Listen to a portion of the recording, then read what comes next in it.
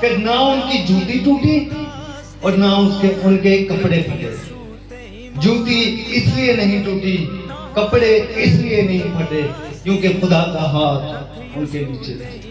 वो शराब के ऊपर तपती धूप के अंदर तो है, लेकिन वो धूप, वो शराब दरअसल वो खुदा का हाथ था जो उनको लिए फिरता था, उनको अपने हाथों पर उठाए फिरता था। और अगर उनको धूप लगती, उनको जब धूप लगती तो खुदा का हाथ उनके ऊपर आ जाता बादल बन के, और जब उनको गर्मी लगती तो खुदा जो है वहां पर भी खुदा वहां पर उनका जो है बंदोबस्त करता।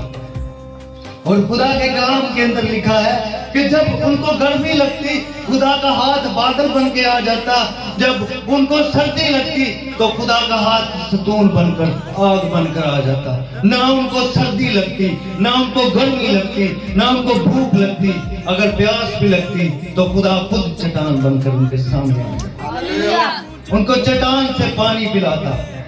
वो कहते हैं कि तू हमें प्यासा मरने के लिए यहाँ पर ले आया है, लेकिन वहां पर खुदा का हाथ उनके लिए निकलता है और चट्टानों में से पानी देता है। तो खुदा का हाथ उनके साथ था। बाइबल में लिखा है, देखो खुदा उनका हाथ छोटा नहीं हो गया। उस